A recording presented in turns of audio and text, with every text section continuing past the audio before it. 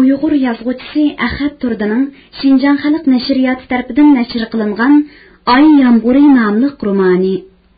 Bu roman Biliqut shirkatida ovozga elinib, Biliqut to'rida anglatildi. Mana endi shu yigit, uning g'ururi, iftixori bo'lib tuyulgan haqiqiy erkak, xuddi bir notavan ojiz qushlardek qafasga solinib, erkidan, muhabbatidan, tini narsadan ayrilib, azob va nadomat ichida yotmoqda. Birinchi qism. Do'stlik, tutqun, sarang. May ey kirishi bilan havo labbida isib ketdi. Bahor voyiga yetdi. Eriq o'stan bo'ylarini yaproq, sinib, maydon va hamma yoqni qizil gul bilan namxush havoning kishini mast qilg'ichi hidi qopladi. Qishga zaminning tatti bilan yenik nafaslanib yotgan eng nozik o'tchuklarmi o'zini besib olgan toshdangallar orasidan mushaqqat bilan o'sib chiqib quyosh nuriga intildi. Maktabning kun chiqish tarafidagi seriq binodan chiqqan bir yigit ana shu gulliklarni, eriq bo'yidagi daraxtlarni oralab, maydon tarafga qarab asta kelyotdi.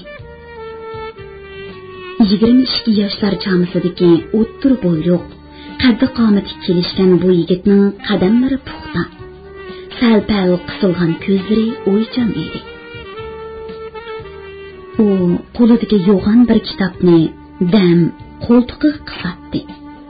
Dam bir narsa esiga kelgandek chippida to'xtab varaqlaydi. U shu yo'sinda ham minib, ham o'ylab, ham kitob ko'rib, seriq bino bilan maydon oraliqidagi 400 qadam yo'lni yarim soatdek bosdi. U 3 qavatlik o'qitish binosining oldidagi bir chetida voleybol, bir chetida basketbol qizib ketgan semut maydoniga amdiri kelib, qiqas cho'qon ichida to'p o'ynayotgan saboqdoshlarining harakatiga bo'yinlab turib edi. Orqa tarafdan birsining to'nish ovozi anglangandek qoldi. Shavkat, ha Shavkat. U orqaga burilib, yaqin do'sti Aqniyozni ko'rdi. Nima? To'p o'ynamadingmi? O'zing nalab yurding? O'q surda Aqniyoz va o'g'illari yo'g'on kang panjali qo'lini Shavkatning mursiga tashlab, uni bir chetga tortdi. Ismga girim qolmadi seni. Endi kutubxonaga berib boqay deb turib edim. Bu yerda ko'zimga kelibdim. Men bo'ldi. Endi Shavkatning ko'ngli biror narsani tuyg'andek oldirab so'radi. Nimaga izlaganding? Tekshiriqdim. Tekshiriq. Dedi Aqniyoz parvosizla. Faqat sen bir oddiy telegramma bor. Balkim xush xabardir. U ko'k xodi kamzulning yanchiqidan texi og'zi echilmagan bir telegramma qog'ozini elib Shavkatga berdi. Shavkat telegrammani oldirash yirtdi. Aqniyoz unga udum-udum qarab turdi. Biliqut xazinasi. U dastlik, qatni kelgan lavza halol yigit edi. Shu turqida uning gusmastak bejirim qo'li, qo'ng'ir rang paxmi chechi va oq pishmoq yuzi bilan Shavkatning jug'i kichik, ammo chaqqon dasti, qop-qora yirik chechi va oz-to'la chechak izi bor qora mutuq yuzi bir-biriga bakma ro'shan selishtirma bo'lgan edi. Shavkat telegrammani o'qib bo'lib qo'shilmasini turdi va bir pas sukut ichida jimjit turib qoldi. U vazmin yigit edi. Uning sal-pal cho'nqur chanoqlari ichidagi yo'g'on o'tkir ko'zlaridan hamisha bir xil ishonch va jasorat chiqib turardi. Aqniyoz uning chiroyidagi tuyuqsiz o'zgarishni ko'rib, olmon-talmon so'radi. Kimdek gapdi? Biror ish bo'lmagandi? Shavkat esiga kelgandek Aqniyozga labbada qarab, bir oz ansizlik bilan mundoq dedi. Akamdek gapdi. Onamning kesiri uyg'ur o'xshaydi. Shundaqmi? Aqniyoz ikki uning qo'lidagi telegrammani elib ko'z yugurtdi va ko'yingan holda dedi. Bormasa bo'lmaydigan o'xshamamdi. Şundaq, menmo şundaq o'ylayapman. dedi Shavkat nurga to'lgan ko'zlarini yo'g'on echib. Birinchi yillikdagi vaqtimda dadamning yuzini ko'rolmay armonda qolgan edim. Endi uning nafsi bo'g'ilgan bo'lib, so'zining oxirini ayta olmadi. Aqniyaz darhol tasalli berdi. Onchilik o'ylab ketma, adash. Anangning ko'nikisini qo'zg'ilib qolgan chig'i seni ko'rsa chuqum yaxshi bo'lib ketadi. Ular texini o'ttanroq nasihatlashish uchun bir-birini yetirishib, yotoq tarafga qarab ketdi. Shavkat 3 kundan keyin ruxsat oldi. Uning har ehtimolga 2 haftalik deb so'rgan iltimosiga oxirgi qitim fakultet mudiri Yoqub Kerimni 10 kungacha berib kelsin deb rasmiy tasdiq soldi. Shavkat yo'l tayyorligiga tushdi. Al-og'inlardan ancha-muncha pul qarz elib, onasiga, akasiga o'z yarishqiga sovg'ab oldi. Bo'libmi amroq sonisiga yarim kun bozor cho'gilab, Urumchi qizlig'i moda bo'lgan zangar ranglik kapron yog'liqdan birini oldi. Endi u mashina biletini olsili yurib ketadi. Kim bilsin, o bilet olg'ili qatnash bekitiga chiqqanda qiyirishqandek 2 kunlik bilet setilib bo'lib, 3-kunning bileti qolgan edi. U amalsiz shu biletni oldi va tiq ichida kun o'tkazishga boshladi. Shavkat mangdigan kunning oldingi oqshimi Aqniyaz 2 og'inisi bilan birlashib, yotoqdan uzut ziyofati tayyorladi. Kechlik tomoqdan keyin ular yotoqda jam bo'ldi. 4 bo'ling'i 4 yog'och karvat qo'yilgan oddiy, ammo pokiz saramjon bu yotoqning o'ttirsidagi ustalga 2 parcha gazet yeyilgan edi.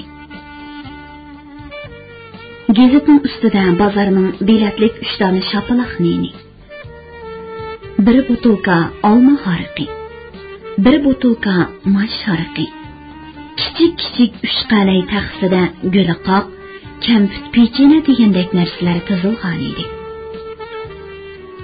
Darij taksisiga 1 chig' choydan bilan 2 kurushka va 1 necha stakan dastalab qo'yilgan edi. 4 do'st ustalning 4 tarafidan bir-biriga qarashib o'tirdi. Ular Shavkat bilan Aqniyaz, Zoyid turg'unlar edi. O'xshamagan yerlarda tug'ilib, o'xshamagan yerlarda o'sib cho'ng bo'lgan, o'xshamagan bo'yturuq, o'xshamagan chiroy shakl va o'xshamagan mijoz xuluqdagi bu 4 yigit 3 yildan beri o'xshash qismatlarni beshidan kechirib, o'xshash sanab, o'xshash partada o'tirib, zamonaviy bilim o'rganayotgan qadimas do'stlardan bo'lib qolgan edi. Ularning do'st ijilligi fakultetdagi o'quvchilar tugul, o'qituvchilarning mo qiziqish havasini qo'zg'aydi. Texi buning ichidagi Aqniyaz bilan Zoyid sinf kadrlari hisoblanadi. Aqniyaz sinfning o'rganish hayiti.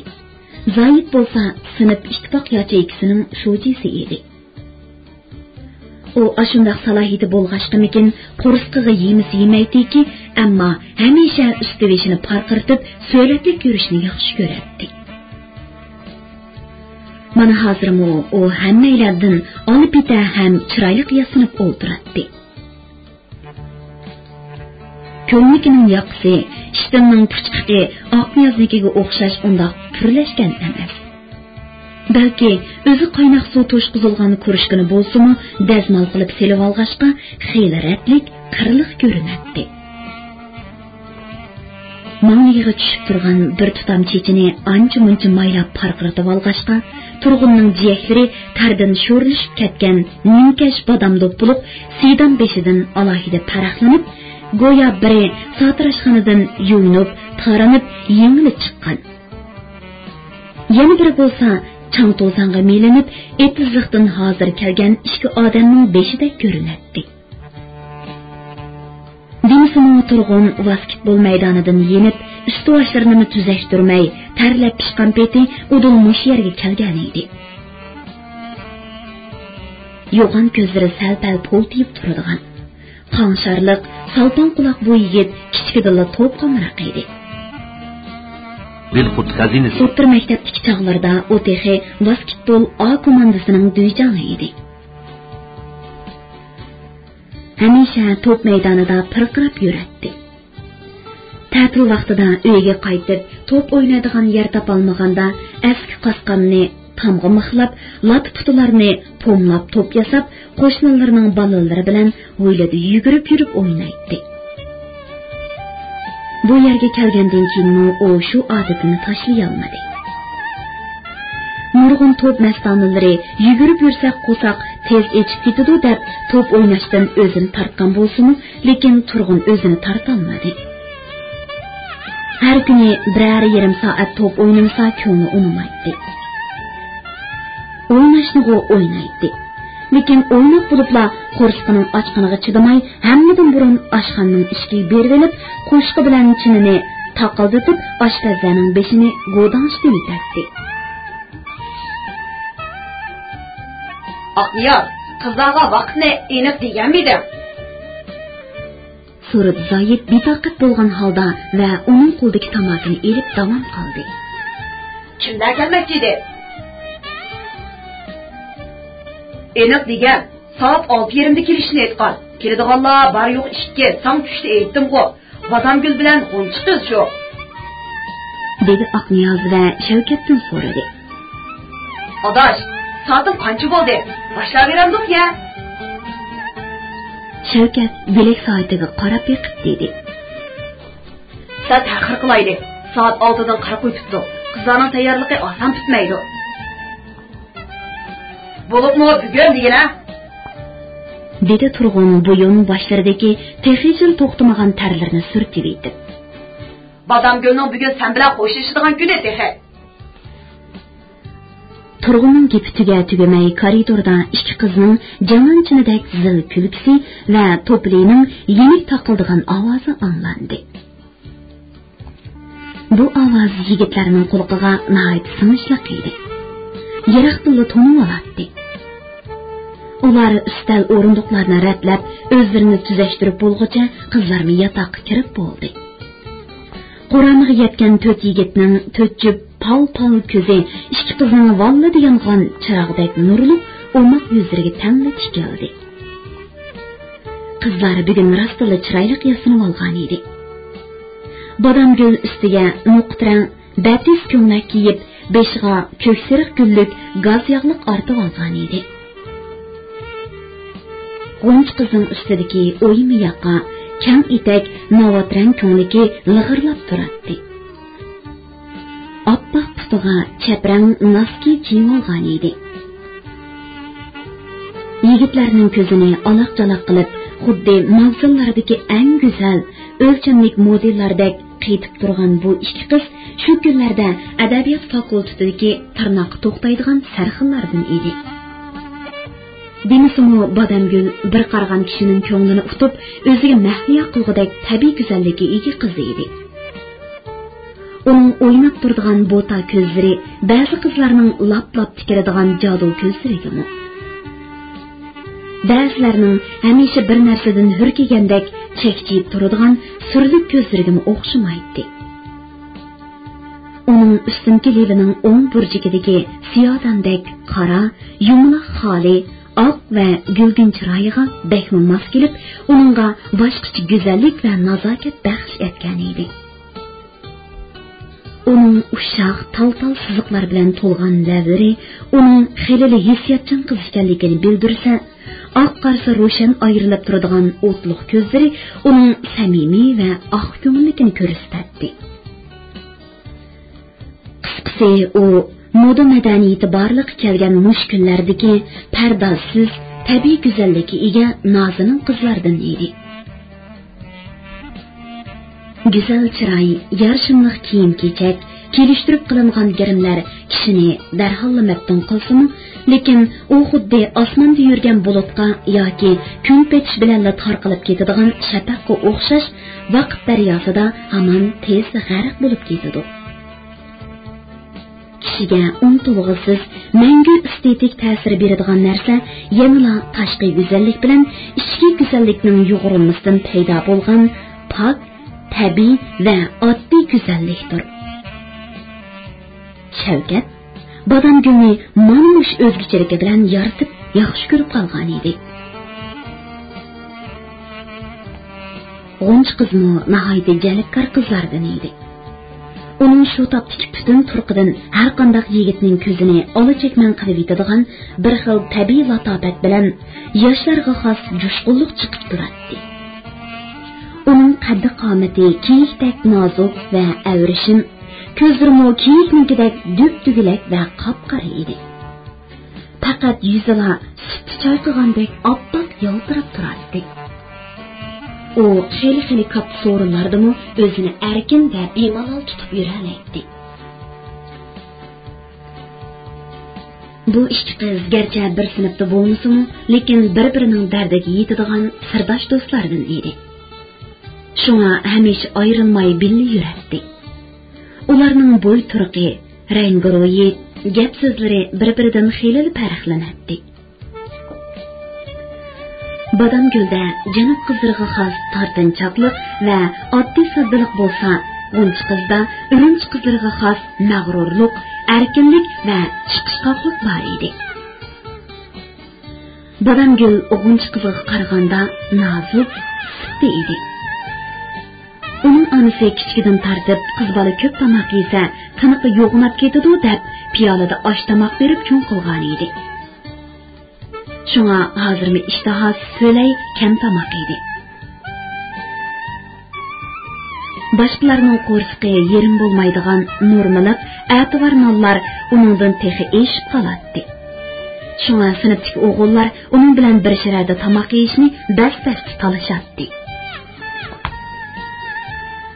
Yotoqda birdan jimjitlik hukm surdi. Yigitlarning unsiz, o'tliq beqishlariga qizlar uzoq bardoshlik berolmadi bo'lg'ay, oradagi sukutni ular buzdi. Yaxshimisizlar? Har ikki qiz bu so'g'ida turibla hurmat salomini qildi. Rahmat, yuqori to'nglar. Yigitlar o'rin bo'shatib, qizlarni yengil va chiroyliroq o'rinlarga taklif qildi. Xo'sh, bu yerga, u yerga degan takalluflardan keyin xuddi birsi ismini yozib to'g'rilab qo'ygandek, Badamgul Shavkatning, g'unch qiz Oqniyozning o'diliga kelib to'g'rinib o'ltirdi. Turg'un dariza tagchisidagi chig' chaydondan ko'rishga va stakanlarga oldirab choy quyishga boshladi. Oqniyoz dasturxondagi nonlarni parchalab, qalay taqsidagi alohida ne'matlarni qizlarning oldiga surib qo'ydi. Ondan kichik olti sapal rumkaga qo'lli-qo'llatib aroq qo'ydi. Aroq tekshi qo'yilib bo'lgandan keyin Oqniyoz rumkalarni Shavkatdan boshlab bir-birlab hammaylarning oldiga qo'ydi. Va oxirida o'zining rumkasini elib, g'o'drang ovozda mundaq dedi: Do'stlar bilan birga ko'targan qadahlarning mazmuni cho'nqur bo'ladi. Og'inilar, menimcha biz bu birinchi qadahni hammamiz uchun sirdosh, dildosh bo'lgan og'inimiz, birodarimiz Shavkatning salomatligi va safarining oq yo'lliq bo'lishi uchun ko'taraylik. Qani, ko'tirishimni iltimos qilaman. Uch yigit romkani darhol qo'liga elib, o'rinlaridan lekkida turdi. Ikki qiz bir-biriga qarab, xijil bo'lgandek, tanglikda qolgandek, o'ng'aysiz holda qimginib qo'ydi. Qani qizlar, bugungi aroq xosiyatlik, birini ichib qo'yinglar, dedi Turg'un ularga madad berib. Oqniyozmi ularni zo'rlashga boshladi. Yanala g'unch qiz boturlik qildi. U romkani qo'liga elib, Badamgulni qistadi. Eling Badamgul, bugun men ishmisam kerak yo'q, ammo siz ishmisangiz bo'lmaydi. Biror qitimga hech gap bo'lmas. Oqniyoz g'unch qizning ochiq, mardona xarakteriga qoyil bo'ldi. U o'zini rastlab, shoirona talaffuz bilan uni toza bir maqtamoqchi bo'ldi-yu, lekin yana darhol o'zini tutib oldi. Unda qilganda Badamgulga besim bo'lib qoladigandek his qildi. Shunga gapni yanala Badamgulni rag'batlantirish bilan bo'ldi qoldi. Elingga Badamgul, ko'ngil topgan kishi bilan ichgan aroq emas, demida zamzam bo'ladi. Badamgul birarsidan panoh tilagandek atrofga talmirib qaradi. va hammalarning o'ziga iltijo bilan tikilib kutib turganligini ko'rib amalsiz qoldi va rumkani tasdiq qo'liga elib o'rnidan turdi. Bo'pti, bugun bir nechchay tanglikda qoldim. Buningdan keyin zo'rni manglajimi? Birinchi rumka haroq ana shundoq taqazzoliq va tanglik ichida ichildi. Badamgul chiroyini purishtirib saskinib ketdi. G'unch qiz sal-pal silkingandek bo'ldi-yu, lekin yenikkida birini kekirgandan keyin badani qizib, rohatlangandek bo'lib qoldi. Keyin rumkalar qizlarga zo'rlanmadi. Ular kamput yo'rab, ancha-muncha choy o'tlab, yigitlarning ishtishiga, yeyishiga qarab o'ltirdi. Dasturxondagi non xuddi pili qurti g'azon yegandek birdan bo'lib vasildab yeyilib bo'ldi. Endi qalay taxsilardagi gulaqoq, kamput, pechenlar ko'suldutib yeyishga boshladi. Bundaq oshko'zlik, nafsi baloliq shu kunlarda hech kimga ayib bilinmaydi. Shunga o'zini alohida tutadigan Zoyidmi, nafsini yig'olaydigan Shavkatmi, to'p mastonasi Turg'unmi, aroq xumor Oqniyozmi qizlarning oldida tartinib, qo'rinib qolmadi. Qizlarmi o'zining oldidagi ne'matlarni ularning oldiga surib, ularni ko'proq yeyishga undadi. Zoyid oldidagi rumkani vaqtida ko'tarib o'tib, bir tal kamputni zakoska qilib og'ziga soldi-da, ko'sulda chaynagan peti Shavkatdan so'radi. 10 kunda berib kelalasanmi, odash? Aslida ishga ruxsat bergan bo'lsa yaxshi bo'ladi, dedi Shavkat Zoyidga yuzlanib. Tinchlik bo'lsa 10 kunda qaytib kelaman. Vaqtni da bak og'irib ketma, dedi Zoyid va Bodomgulga lappida bir qarab qo'yib davom qildi. Uning ustiga opam kesalkan, 10 kun yetmasa xotirjam turaver. Eshib ketgan vaqtni biz bu yerda havoz yetakchi bilan so'zlashib to'g'rilab qo'yamiz.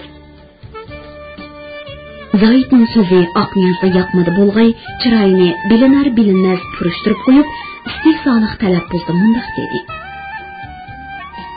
Eng yaxshisi vaqtida qaytib kelsin. To'g'ri, vaqtida qaytib kelgani yaxshi, dedi Turg'unmi Zoyidning so'zidan anliqandoq yo'shirinmani tushungandek. Zoyid, sening o ovoz yetakchan hargizmi Shavkatga shafaat qilmaydi. Menimcha 10 kunda cho'chakdek yerga kang tashlab berib keldi bo'ladi. Bugun chisoq 13, Xudo xolisa 23-may. Shavkat bilan yana mush yerda ko'rishib, qarshili ziyofat o'tkazamiz dedi. Qandoq dedim, afandilar, xonimlar? Hammalarning yenikkida kulishib qo'ydi. Endi so'zga g'unch qiz aralashdi. Yo'lga qancha kun ketay Shavkat? Uyinglar cho'chakdan bozor ichidimi? Ha, bozor ichida, dedi Shavkat va hisoblab davom qildi. 2 kunda borsam, 2 kunda kelsam, uyda 6 kun tursam, menimcha yetarli bo'ladi. Uningdan kechikib kelsa, mavsumlik intomga yetishmay qolaman. Endi ularning parini yangi temalarga yo'tkilib turdi. Zoyid haroqni ko'proq ichib olg'ashqa, yarim yarti maslikda aytgan gaplari og'zidan choy qilib chiqishga boshladi.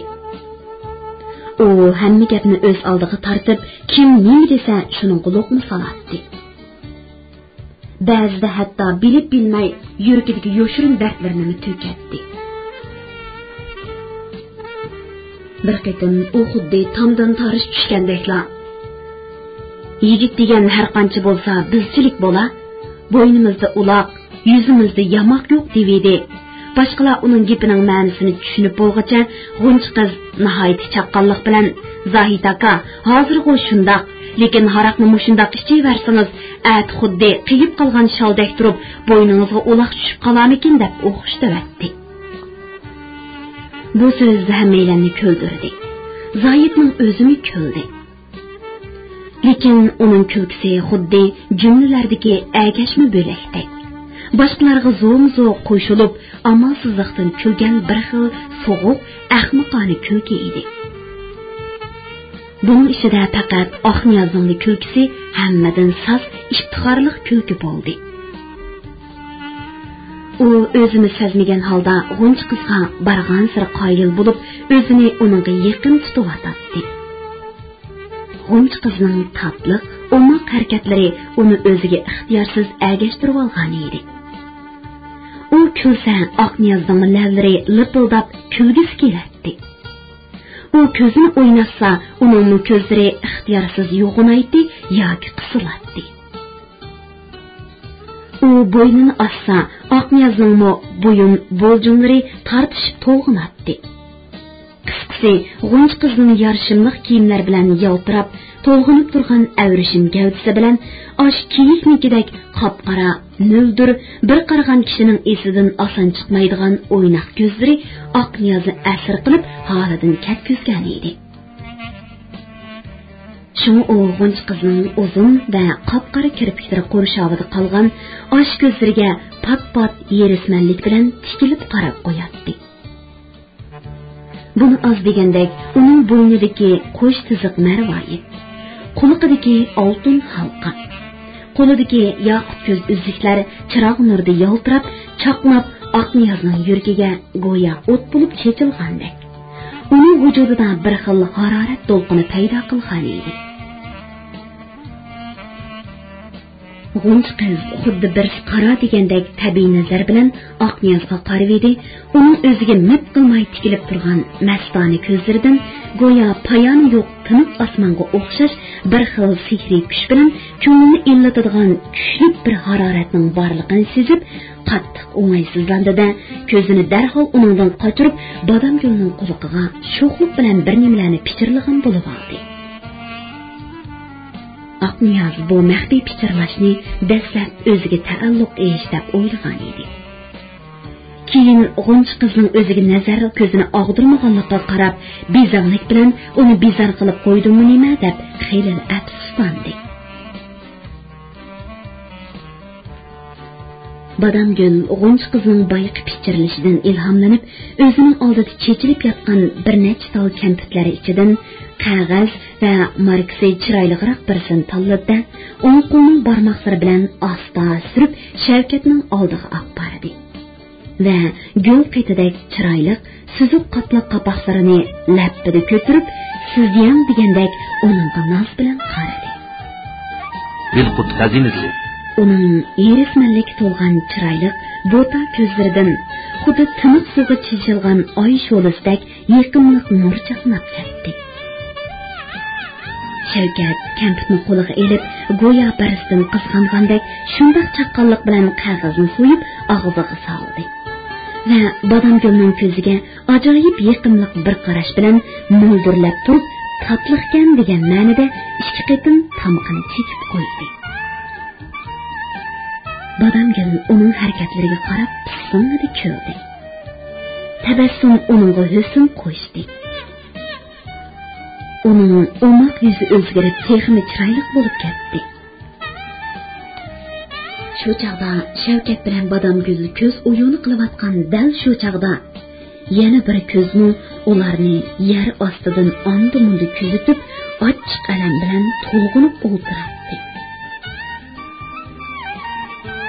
Lekin u o'zini yana haroqqa zo'rlab, kayfiyatidagi o'zgarishni sezdirmaslikka tirishadi.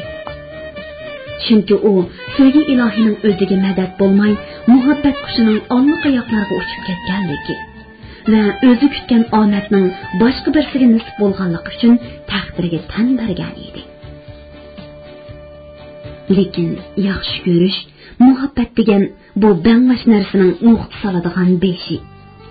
Gap anglaydigan quloqi bo'lmag'ashqa, u ba'zida xuddi qaraliq qo'zg'aydigan tutqoq kesiladi.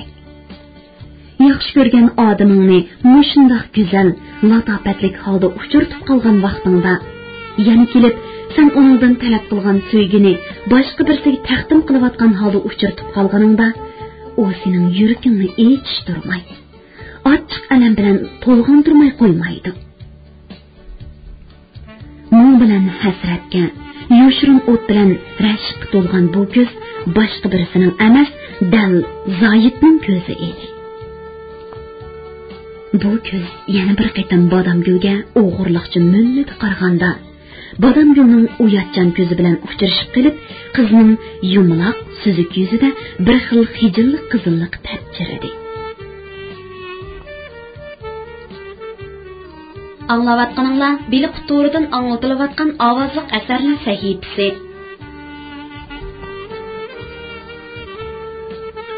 Uzun ziyafati oxirlashdi. 6 savoqlash 3,5 qavatlik yotoq binosining oldiga chiqib to'xtab qoldi. Endi bu yerda boya deyilmagan. Deyilgan bo'lsa-mu, chalib qolgan gaplar deyilishga boshlagan edi. Turg'un Shavkatni bir chettiraq tortib, manglayni uning manglayga terib turib mundaq dedi. Adash, sen kelgicha hammamni ketib qolishim mumkin, Jumo. Nega? Oldirib so'radi Shavkat. Yurtqa bo'lmamdi. Kelmaskimi? Shundaqroq. Nima degani bu? Shavkatning ovozi qattiq va qo'polroq chiqdi. U xeyli so'zlamoqchi bo'lib edi, lekin qizlarning bir chetda kutib turganligini ko'rib, gapni qisqartdi. Bo'ldi. Bu gapni hozircha qo'yib turaylik. Men kelgicha ish yerga midirnima. Sening ishingni oldi bilan 4 kishilik og'inlar majlisi deb qarab, ondan bir narsa deymiz. 4 kishilik emas, 6 kishilik. Dedi ularning yeniga oxirgi gapga o'lgirib yetib kelgan Aqniyaz. Ishki xonimni qo'ysak 6 kishilik bo'ladi-da. To'g'ri, 6 kishilik. Dedi Shavkat darhol gapni to'g'rilab. Ular endi og'inlar majlisining doimiy hay'at a'zosi bo'lib qoldi. Ular kulishdi. Bu gap shu yerda qoldi. Shavkat Badamgulni qo'ltiqlab, maktabning orqa tarafidagi chilonliqqa qarab mangdi. Aqniyazli g'unchi qizni yotqiga opirib qo'yish uchun qizlar yotqi tarafga qarab ketdi. Turg'un yotoqqa qaradi. Zoid bo'lsa, bino oldidagi jimjit qorong'u bo'shliqda ulug' kichik tingan peti birdan osmonga, birdan yerga qarab xomush turib qoldi. Shavkat bilan Badamgul bir necha binolarni oralab o'tdi. Endi ularning oldida kangri bo'shliq quchoq ochdi. Yo'l ozoda va xoli edi. Uningda mush ikki o'tliq yurakdan boshqa yana osmondan to'kilayotgan oy nuri bilan daraxtlarning qaramtul soyasi bor edi. Shavkat yotoq binosining oldidan toki chilonliq kelgichi bo'lgan orliqda gap so'z qilmay jimgina mangdi. Faqat bir necha qitim ulug' kichik tenib uxsandi. Bu hol Badamgulni o'ylantirib qo'ydi. U bir turib, balkim tuyuqsiz kelgan telegrammani o'ylab, onasidan ansirab qolgandi deb paraz qilsa, bir turib Zoidning boyqi gaplaridan, qaloqlaridan gumonlanib qolgan o'xshaydi deb qiyos qiladi. Va aniq bir narsani tushunolmay ish qilishga boshladi. Oxir u bo'lib eg'iz ochdi. Shavkat, nima bo'ldingiz? Anangizni o'ylayapsizmi yoki boshqa ishmi? Hammasini o'ylayapman, Badamgul. Hammasini. Dedi u past, ammo urg'uliq ovozda. Badamgul o'z gumonining to'g'riligini bilib, sal-pal jodini tutgandek bo'ldi. Chidamas. Bunimi bilib qo'ydik. Kundashligingiz xeyli qattiq ekan-a? Muhabbat bor yerda kundashlik bo'lmasa bo'lamdi. Dedi Shavkat bir oz ko'rki yeshilgandek so'zga kirishib. Dunyoda muhabbatning kuchli shaxsiyatchi narsa yo'q, Badamgul. U o'zi yaxshi ko'rgan odamning boshqa birisiga tikilib qarashini ravo ko'rmaydi. Ha, men intayin muloyim, kiyimchan birisiga uchirdim deb yursam, aslida uchirib chiqqan bir zo'ravon uchirgan o'xshamamdiman? Dedi Badamgul chaqchaq aralash ta'lim bilan. Siz uchun, sizga bo'lgan sadoqatim uchun boshqalarga qaraydigan ko'zimni o'yib beray bo'lamdi? Bu so'zlar xeyli qattiq talaffuz qilingan bo'lsa-mu, lekin Shavkatga qattiq bilinmadi. Balki Badamgulning o'ziga bo'lgan ixlos, sadoqatini bildiradigan samimiy so'zlardek yaqinlik ta'sirli tuyuldi. Shunga u darhalla Badamgulning qo'liga esilib, hamma gapni chaqchaqqa aylantirishga oldirdi. To'xtang, unda qilmang suyimlikim. Siz qoriq bo'lib qolsangiz, men qanday qilaman? Bu dunyo menga qop-qorong'u zulmatdek bo'lib qolmamdi. Dunyoning yo'riqini, go'zalligini ikkimiz tan ko'raylikmi? Ular shildirlab suv iqayotgan eriq bo'yidagi chimliq ustida o'ltirdi. Shavkat Badamgulning belidan quchoqlab tutib oldi. Badamgulni itoatmanlik bilan beshini sangoyon qilib Shavkatning yelkasiga qo'ydi. Ay sho'lasi ularning soyasini eriqdagi suzuk suv ustiga tushirdi. Yandagi daraxtlarning yo'pirmoqlarimi xuddi ularni tabriklayotgandek mayin shamolda bir-biriga urilib shivirlashga boshladi. Shavkat, men sizga o'tganda aytgan. Badamgul eriqdagi suvga tankash qilgandek asta pichirlab dedi. Yana bir qatim aytib qo'yay. Menda birla yurak bor. Faqat birla odamning sevgisi sig'adi. U bo'lsa-mu sizning sevgingiz. Xotirjam ketavering. Sizdan boshqa odamning sevgi muhabbatini yuragim hargiz sig'dira olmaydi. Badamgulning bu so'zlari Shavkatga xuddi bulbulning sayrishidek yaqinlik tuyuldi. U hayajonlanib Badamgulni o'ziga tortdi va butun mehri bilan uning ko'ziga tikilib qaradi. Qorong'uda Badamgulning Shavkat omra qop-qora yo'g'on ko'zlari xuddi po'lat eritmasdek nur va harorat bilan yonatdi. Kechiring Badamgul, dedi Shavkat ko'nglidan chiqarib. Behuda gaplar bilan ko'nglimni qo'yibdiman. O'zimni bilmayman. Bir tarafdan opamni o'ylab, bir tarafdan sizni o'ylab, ko'nglim parakanda bo'lib ketibdi. Uning ustiga Zoitmi sizni yaxshi ko'rgan? Bo'ldi, u gapni qilmang, dedi Badamgul va nozik barmoqlarini Shavkatning beliga takkizib shivirladi. Hammani bilaman. To'g'ri. Badamgul hammani biladi. Hamma ish uning qalbiga ayon. Qizlari yoshlik davriga qadam qo'yganda chiroyli po'rak ochgan guldek bo'lib ketadi. Bu tabiiy holda hayot gulzorligini kezib yurgan muhabbat kepenaklarini o'ziga jalb qiladi. Badamgul o'ziga intilib turgan kepenakdan biriga emas, ravurs ikkisiga duch keldi. Uning nazarida har ikkisi ko'ngil berishga arziydigan sarxil yigitlardan edi. Degandek har ikkisi uning ko'ngil ishkini chekib keladi. Tunji qatim muhabbat xati topshirib olgan qizning ko'ngli xuddi tep-tinish ko'lga bir parcha tosh otgandagidek davolg'ib uzun vaqt tinchlan olmaydi. Agar xat ishga bo'lib qolsa-chi, u chaqdagi davolg'ish tabiiyki texmi jiddiy, texmi tezsiz bo'ladi. Badamgul shundoq bo'ldi. Bu o'tgan yilning oxirida birli vaqtda ikki yigitdan muhabbat xati topshirib olgan edi. Bu xatlar bir-biridan chiroyli, bir-biridan tatliq, bir-biridan hissiyotliq edi. Dastlab qo'liga tekkini Zoitning bo'lib, boshdan oxiri qasida va qasamlar bilan to'lgan. U xat she'r bilan boshlangan edi. Jannat sening ko'ksingda bo'lsa, o'lmay turib kirishga men rozi. Tutib kelsin mushxat bilan ko'nglimdagi sevgi rizosi. Undan 3 kun keyin qo'lga tekkini Shavkatning xati bo'lib, bir betga kang kushoda yozilgan bu xatda ishq muhabbat to'g'risidagi ilohiy so'zlarni, dabdabalik va'da qasamlarni yo'q edi. Faqat tunji qatim muhabbatga mubtalo bo'lgan ixlosmand bir qalbning o'zi yaxshi ko'rib qolgan yana bir qalbni tushunib beqish to'g'risidagi samimiy orzu tilaklari yozilgan edi.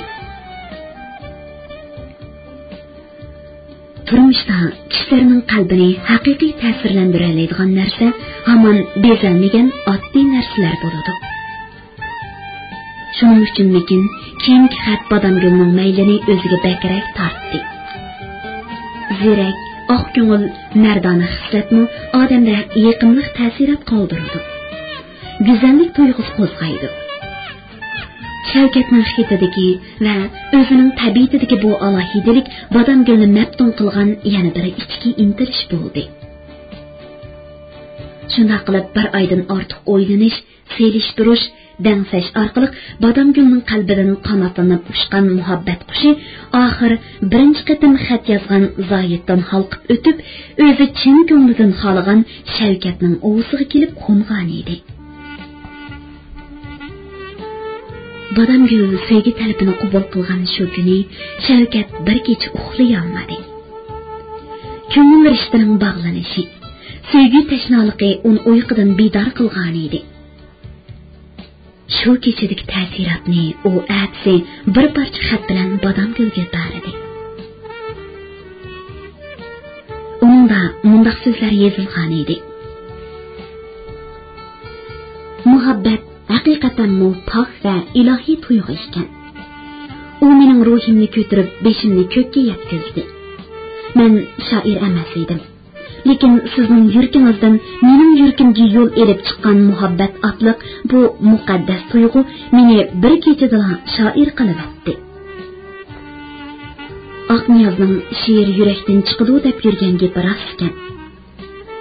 Bir kechirik samimiy she'rin hayajondan tutib chiqqan bu bir ko'prik she'rini muhabbatimiz qaror tepib, taqdirimiz qo'shilgan tunugungi kechining xotirasi qilib saqlab qo'yaylik.